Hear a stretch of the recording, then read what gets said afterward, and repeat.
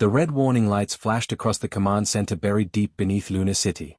Admiral Robert Hayes stood before the massive display screen, his weathered hands clasped behind his back as he studied the enemy formation. 300 alien ships hung in space beyond Mars' orbit, their sleek hulls gleaming like deadly jewels against the black void. "Sir, the Dominion fleet is holding position," reported Lieutenant Sarah Mitchell from her console. "They're waiting for our response to their surrender demand." Hayes nodded slowly. Behind him, the room buzzed with quiet activity as technicians and officers worked at their stations. Everyone knew the situation was hopeless. Earth's real navy had been destroyed 6 months ago at the Battle of Europa. The Dominion had crushed humanity's finest ships like tin cans, leaving nothing but debris and broken dreams. "Show me what we have left," Hayes ordered. The display changed, showing 4 to 7 human vessels scattered across the inner solar system. Hayes almost laughed at the sight. These weren't warships anymore, not really. They were the forgotten remnants of humanity's better days, pulled from scrapyards and retirement docks out of pure desperation. Captain James Miller walked up beside the Admiral, shaking his head. "Look at them, Bob. Half of those ships were ready for the breaker yards 10 years ago. The Manchester is a cargo hauler. The Yorkshire is a mining barge. And don't get me started on the Canterbury, that thing used to take tourists on pleasure cruises." Hayes studied each vessel on the screen. The converted merchant ship Liverpool had been hauling frozen goods between colonies until last week. Now it carried improvised weapons and a crew of volunteers who had never fired a shot in anger. The old destroyer Bristol was older than some of the officers commanding her, held together with patch welds and stubborn pride. "They're calling it the junk fleet," Miller continued. "Can't say they're wrong." The communication board chimed, and the face of the Dominion ambassador appeared on screen. The alien's features were sharp and angular, with silver skin that seemed to glow with its own light. When it spoke, its voice carried the casual arrogance of a species that had conquered half the galaxy. "Admiral Hayes, I trust you have considered our generous offer of surrender. Your planet will be spared if you submit to Dominion rule immediately. Your military forces, such as they are, pose no threat to our fleet." Hayes stepped forward. "We need more time to consider your terms." The ambassador's expression showed something that might have been amusement. "Admiral, our sensors have analyzed your remaining vessels. Obsolete cargo ships and mining equipment do not constitute a military threat. We are being generous by allowing you to surrender with honor intact." 72 hours, Hayes replied firmly. "We'll give you our answer then." "Very well. Do not test our patience further." The screen went dark. Around the command center, the staff continued their work, but Hayes could feel the weight of their doubts. He understood their feelings perfectly. On paper, this was suicide. The Dominion ships were faster, stronger, and equipped with energy shields that could stop anything humanity could throw at them. Their weapons could slice through the thickest Earth armor like paper. "All department heads to conference room Alpha," Hayes announced. "We have work to do." 20 minutes later, Hayes faced his senior officers around a battered metal table. These weren't the Academy graduates who had led Earth's original fleet. Captain Linda Foster had spent 30 years hauling cargo between mining stations before the war started. Commander William Parker knew asteroid mining better than space combat. Captain David Thompson had been retired for 5 years before they dragged him back to command a converted research vessel. "I know what you're all thinking," Hayes began. "We're outgunned, outnumbered, and flying ships that should have been scrapped years ago. The enemy thinks we're a joke." "Aren't we?" asked Captain Jennifer Walsh. Her ship, the Liverpool, had been a refrigerated transport until 2 weeks ago. Now it carried missile pods welded to its cargo holds and a crew that included dock workers and merchant sailors. Hayes looked around the table at the faces of men and women who had volunteered to die for their world. "Maybe we are. But I've been thinking about something. The Dominion has spent centuries conquering civilized species. They fight other military forces with proper ships, trained crews, and established tactics." Captain Michael Roberts leaned forward. "What are you getting at, Admiral?" "They've never fought anyone like us," Hayes replied. "Look at our ships. Look at our crews. We're not a proper military force. We're desperate people with nothing left to lose, flying whatever we could find and fix. They expect us to fight like a real navy." Understanding began to dawn on several faces around the table. Captain Elizabeth Turner, whose research vessel Oxford had been converted into an electronics warfare platform, spoke up. "You want us to fight dirty." "I want us to fight like humans," Hayes corrected. "Every advantage we can find, every trick we can pull, every impossible thing we can make work. They think they know what to expect from us. Let's prove them wrong. Captain Susan Clark, commanding a construction ship that now mounted industrial cutting lasers instead of building tools, smiled grimly. My ship wasn't designed for combat, but those tools can cut through anything. I bet they've never seen a construction mech used as a weapon. Exactly. Hayes stood up and moved to the display showing both fleets. We have 72 hours to prepare. We're going to use every dirty trick, every desperate measure, and every crazy idea we can think of. When this is over, the galaxy is going to remember what happens when you corner a human with nothing left to lose. The officers began to file out, each carrying new orders and renewed purpose. Hayes remained behind, staring at the display. Tomorrow, they would show the Dominion what human junk could really do. Admiral Kethvar stood on the bridge of his flagship, watching the human fleet through the massive viewscreen. The primitive vessels scattered across space looked more like floating scrap metal than military ships. His officers moved with practiced efficiency around him, their silver skin gleaming under the bridge lights. Begin the advance, Kethvar ordered. Maintain formation. This should be finished within the hour. 300 Dominion warships moved forward in perfect lines, their energy shields shimmering like soap bubbles around sleek hulls. Each ship was a masterpiece of alien engineering, built for conquest and proven in 1,000 battles across the galaxy. On the human side, Admiral Hayes watched the enemy approach from the bridge of his converted colony ship. The Birmingham had once carried settlers to distant worlds. Now it served as his command vessel, its hull covered with armor plates welded on by desperate workers in the lunar shipyards. All ships, execute Plan Chaos, Hayes transmitted across all frequencies. The human fleet exploded into motion, but not in any pattern the Dominion had ever seen. Ships scattered in every direction like frightened birds, abandoning any pretense of military formation. Some headed toward the asteroid belt, others dove toward the inner planets, and a few seemed to be running away entirely. Cowards, muttered one of Kethvar's tactical officers. They flee before we even fire a shot. But Kethvar frowned as he studied the tactical display. Something felt wrong. In all his years of conquest, he had never seen prey behave this way. Maintain pursuit. Do not let them escape. The first surprise came 10 minutes later. The mining ship Cornwall, captained by David Thompson, had been busy during the 72-hour delay. Instead of running away, Thompson had been seeding the asteroid belt with every explosive charge his ship could carry. Industrial mining bombs, construction demolition charges, and improvised explosives now drifted invisible among the rocks. Contact, bearing 270, reported the Dominion sensor operator. 3 cruiser squadrons pursuing human vessels through the asteroid field. The explosions began a moment later. Brilliant flashes lit up space as Dominion ships triggered the hidden charges. The aliens had expected energy weapons or guided missiles, not crude bombs placed like traps among the asteroids. Impossible, Kethvar said as 3 of his cruisers disappeared from the tactical display. Their primitive explosives cannot penetrate our shields. Sir, damage reports indicate massive kinetic impact, his engineering officer replied. The explosions are accelerating asteroid fragments to extreme velocities. The debris is overwhelming our shield generators. Meanwhile, Captain Jennifer Walsh aboard the Liverpool was preparing her own surprise. Her ship had once hauled frozen food between the outer colonies. The massive refrigeration holds were perfect for her current cargo, thousands of waste pellets from the mining stations, now frozen solid and loaded into improvised launch tubes. Target the Dominion battle group at Grid 77, Walsh ordered her crew. Most of them were former cargo handlers who had learned to operate weapons in the past 2 weeks. Fire when ready. The Liverpool unleashed its entire payload in a single massive salvo. To the Dominion sensors, it looked like a cloud of metallic debris. They barely had time to register the incoming projectiles before thousands of frozen waste pellets slammed into their formation at 20% of light speed. The results were devastating. Dominion energy shields were designed to stop sophisticated energy weapons and guided missiles, not chunks of frozen garbage moving at relativistic speeds. Ship after ship took critical damage as the improvised projectiles tore through their defenses. Sir, we're losing ships faster than we can count, reported Kethvar's tactical officer. The humans are using some kind of kinetic bombardment system. Captain Michael Roberts aboard the Canterbury was having the time of his life. The old cruise ship had been gutted and converted into an electronic warfare platform. Its entertainment systems, designed to keep passengers happy during long voyages, now generated interference patterns that confused every Dominion sensor within 100 kilometers.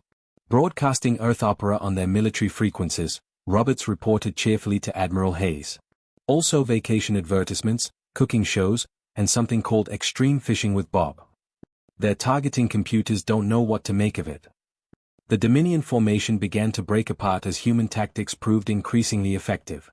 Ships that had maintained perfect order for centuries now struggled to coordinate through the chaos of jamming signals and kinetic bombardments.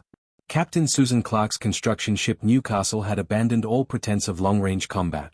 Her vessel, built for assembling space stations, now wielded industrial cutting lasers and massive manipulator arms against enemy fighters.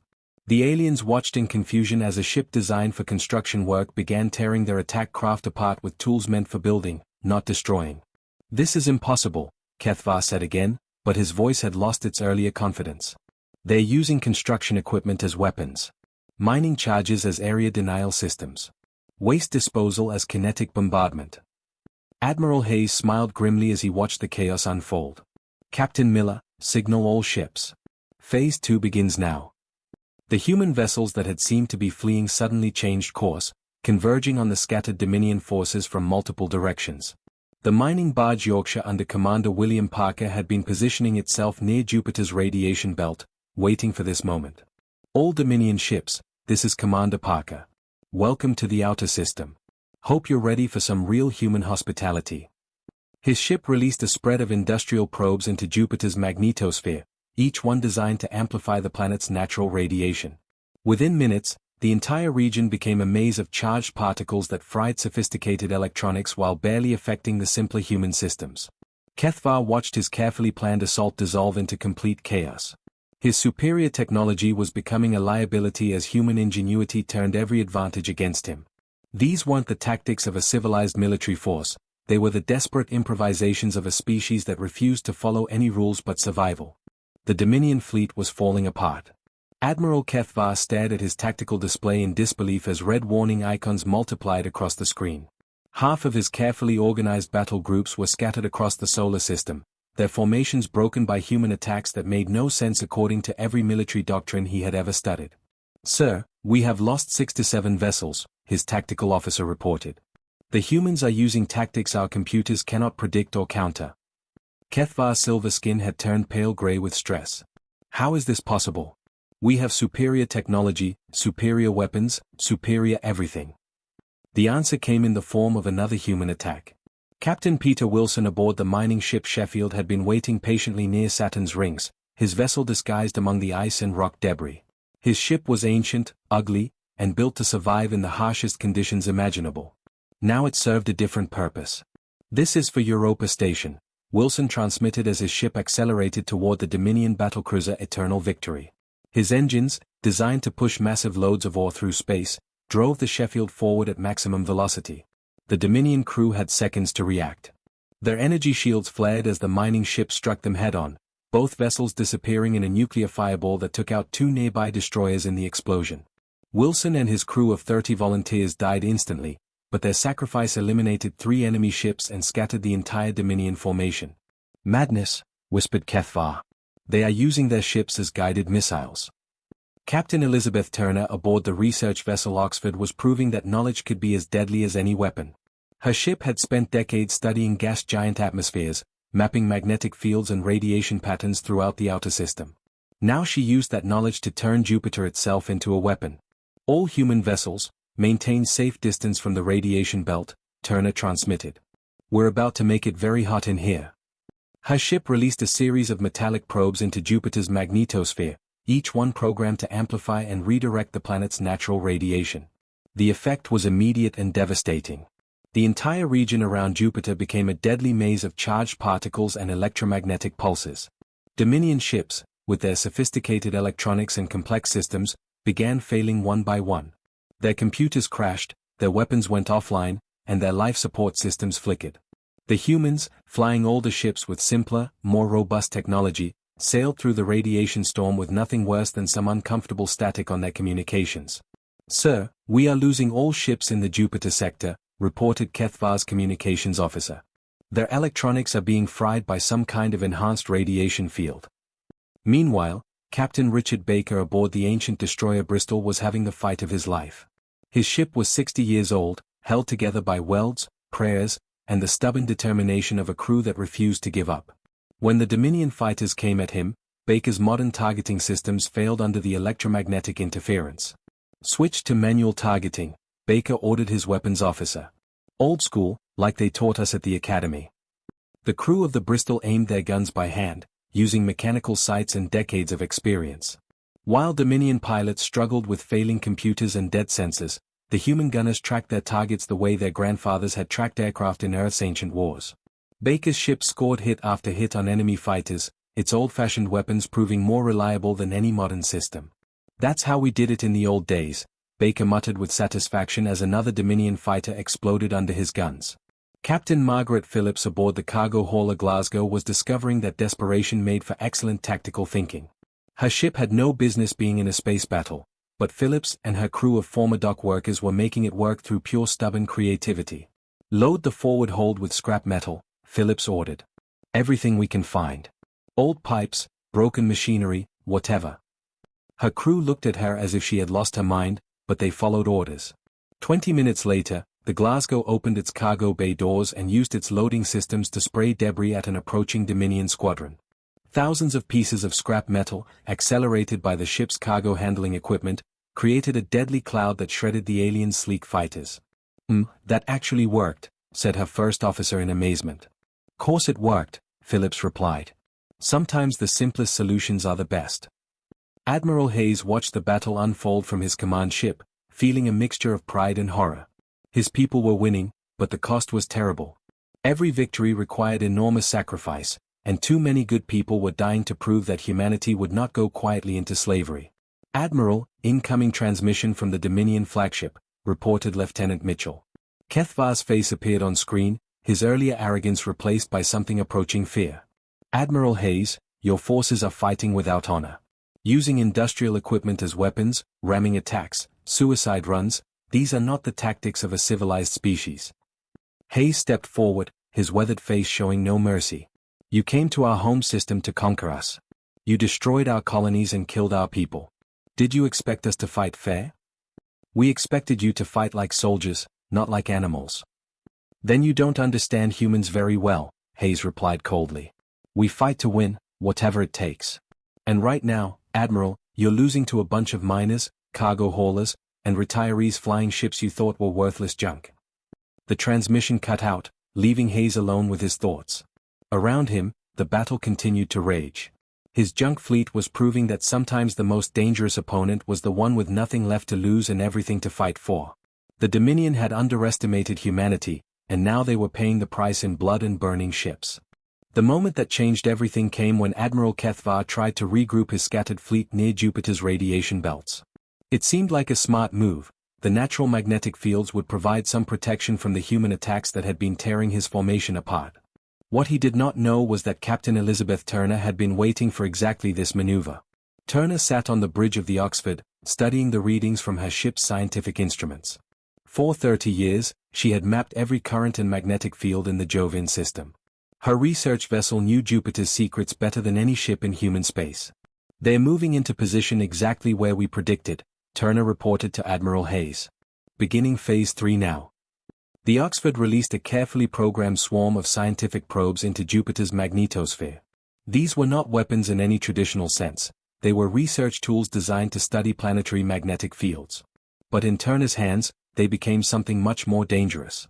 Each probe began amplifying and redirecting Jupiter's natural radiation, turning the entire region into a death trap. The charged particles and electromagnetic pulses that followed would fry any sophisticated electronic system within 1,000 kilometers. Admiral Kethvar watched in growing horror as his regrouped fleet began dying around him. Ship after ship went dark as their advanced computer systems failed under the electromagnetic assault. His own flagship shuddered as backup systems struggled to keep life support functioning. "Sir, all ships report critical system failures," his tactical officer managed to say before his console exploded in sparks. "We are blind and defenseless." But the humans were not finished. Captain Richard Baker aboard the destroyer Bristol had been waiting for this moment. His ancient ship, with its simple electronics and manual backup systems, sailed through the radiation storm like it was a gentle breeze. "All weapons, manual targeting," Baker ordered his crew. "Show these aliens how we fought in the old days." The crew of the Bristol had trained for this. When their targeting computers died, they switched to mechanical sights. When their automated systems failed, they aimed their guns by hand. These were veterans who remembered when skill mattered more than technology. Baker's ship moved through the disabled Dominion fleet like a shark among wounded fish. His manually aimed weapons destroyed ship after ship while the aliens struggled helplessly with dead computers and failed electronics. Target their command ship, Hayes ordered across all frequencies. Every vessel that can still fight, converge on their flagship. The response was immediate and terrifying. 43 human ships turned toward Kethvar's massive dreadnought from every direction. They came through the radiation storm, their hulls scarred and burning, their crews singing old Earth songs over the radio as they charged into what should have been certain death. But these were not normal people fighting a normal battle. Captain Margaret Phillips drove her cargo hauler Glasgow straight at a Dominion destroyer, her ship venting atmosphere from a dozen hull breaches. Her crew of dock workers and mechanics had never been trained for space combat, but they understood sacrifice. "This is for my son," Phillips transmitted as her ship rammed the enemy vessel. "He died at Europa Station." The explosion took out both ships, but it also cleared a path for the other human vessels. Captain David Thompson followed in his converted mining barge, using his ship's industrial cutting lasers to slice through the enemy's armor like it was paper. Kethvar realized with mounting terror that he was witnessing something no civilized species had ever faced, humans who absolutely refused to surrender. His own people fought with calculated precision, following doctrine and preserving their forces when victory became impossible. These humans fought with something else entirely. "Sir, recommend immediate retreat," his surviving tactical officer whispered. "We cannot defeat an enemy that welcomes death." But retreat was no longer an option. Captain Susan Clark's construction ship Newcastle had positioned itself to block the Dominion escape route. Her vessel, designed for building space stations, now wielded massive manipulator arms and industrial equipment as weapons of war. "No one leaves until this is finished," Clark transmitted. Her ship grabbed a fleeing Dominion cruiser with its construction arms and began tearing it apart like a child pulling apart a toy. The true horror of the situation became clear to Kethvar when he listened to the human radio chatter. These people were not just fighting, they were actually enjoying it. Captain Michael Roberts aboard the Canterbury was playing music over the communications while his converted cruise ship destroyed enemy fighters with improvised weapons. "Come on, you alien scum," Roberts called out cheerfully. "Let's see what you've got." The Dominion had conquered dozens of species across the galaxy, but they had never faced anything like this. Other races fought for territory, resources, or political advantage. When defeat became certain, they surrendered and negotiated terms. These humans fought for something deeper, they fought because surrender was not in their nature. Captain Jennifer Walsh drove her frozen food hauler Liverpool directly into the side of Kethvar's flagship, her ship already half destroyed by enemy fire. Her last transmission was a Earth battle cry that made no sense to alien ears but filled every human heart with fierce pride. "Remember the Alamo," Walsh shouted as her ship exploded against the enemy's hull. Kethvar felt his flagship shudder under the impact. Around him, his bridge crew worked frantically to keep their ship operational while human vessels continued their relentless assault. These were not soldiers following orders, they were ordinary people who had chosen to become heroes. The Admiral finally understood what his species was truly fighting. It was not technology or tactics or superior numbers. It was the human spirit itself, an unbreakable will to resist that turned shopkeepers into warriors and garbage haulers into weapons of war. For the first time in his long military career, Admiral Kethvar felt something his people rarely experienced, genuine fear. The end came faster than anyone expected. Admiral Kethvar's flagship, the mighty Sovereign of Stars, died under the combined assault of humanity's survivors. The massive dreadnought that had led the conquest of a dozen worlds was brought down by ships that any respectable military would have scrapped years ago. Captain Margaret Phillips made the killing blow. Her cargo hauler Glasgow was barely holding together, atmosphere venting from countless holes in her hull, but she had one last card to play. Phillips had loaded her ship's forward hold with every piece of metal she could find, broken machinery, spare parts, even the ship's own furniture. "This is for everyone who died at Europa," Phillips transmitted as she aimed her dying ship at the enemy flagship's reactor core. "And this is for everyone they'll never get to kill." The Glasgow struck the Sovereign of Stars at full velocity, punching through layers of armor and energy shields weakened by hours of constant battle. The improvised ram pierced straight to the ship's heart, and the resulting explosion lit up space like a small sun. Admiral Kethvar died with his ship, along with 3,000 of the Dominion's finest warriors. His last sight was the image of a human cargo hauler destroying the pride of his fleet through nothing more than courage and determination. The surviving Dominion vessels began fleeing immediately. Without their flagship and their admiral, the remaining ships scattered in every direction, their perfect formations broken forever. Ships that had entered the solar system in neat battle lines now ran for their lives like frightened animals. Admiral Hayes stood on the bridge of the Birmingham, watching the enemy retreat through a cracked viewscreen held together with emergency tape. Around him, his crew cheered with voices made hoarse by breathing smoke and recycled air. These were not professional soldiers celebrating a victory, they were ordinary people who had just saved their world. "Admiral, we're receiving multiple transmissions from the fleeing Dominion ships," reported Lieutenant Mitchell. "They're sending warnings to their entire fleet about human capabilities." Hayes listened to the alien chatter being translated by his computers. The surviving Dominion commanders were broadcasting urgent messages throughout their empire, describing the impossible things they had witnessed. They spoke of humans who used garbage as weapons, construction equipment as battleships, and suicide attacks as standard tactics. "Let them spread the word," Hayes said quietly. "Let every species in this galaxy know what happens when you try to conquer humanity." Captain James Miller walked up beside the Admiral, his uniform torn and blackened from the long battle. "We did it, Bob. We actually did it. 4 to 7 junk ships against 300 of their best, and we won." Hayes nodded, but his expression remained grim. The victory had cost them dearly. Only 19 human ships remained operational, and most of those were barely holding together. They had lost over 2,000 people, miners, cargo haulers, dock workers, and retirees who had volunteered to die for their world. "Attention all ships, this is Admiral Hayes," he broadcast to his scattered fleet. "Begin damage assessment and casualty reports. We have work to do." The responses came in slowly from across the solar system. Captain Linda Foster aboard the merchant vessel Manchester reported that her ship was venting atmosphere but still functional. Commander William Parker's mining barge Yorkshire had lost its main engines but could still maneuver on thrusters. Captain Richard Baker's voice crackled over the radio from his ancient destroyer. "Admiral, the Bristol is still here and ready for orders. We're running on backup power and manual controls, but we're still in the fight." One by one, the survivors reported in. These were the ships that the Dominion had dismissed as worthless junk, crewed by people they had considered beneath notice. Now they floated victorious among the wreckage of the most advanced fleet in the galaxy. "Sir, we're picking up long-range communications from the Dominion homeworlds," Lieutenant Mitchell reported. "They're recalling all military units. It sounds like they're going into full defensive positions." Hayes smiled for the first time in months. The message was clear: humanity had earned its place in the galaxy through blood and determination. No alien species would ever again make the mistake of thinking humans were easy prey. Captain Michael Roberts' voice came over the communications from his converted cruise ship. "Admiral, the Canterbury is requesting permission to begin search and rescue operations. We've got survivors floating out here in escape pods." "Granted, Captain. Rescue everyone you can find, human and alien alike." This was what separated humans from their enemies, Hayes thought. Even after the terrible battle, even after all the death and destruction, they would still try to save their fallen enemies. It was not weakness, it was strength of a kind the Dominion could never understand. Captain Susan Clark reported from her construction ship that she was using her industrial equipment to help repair damaged human vessels.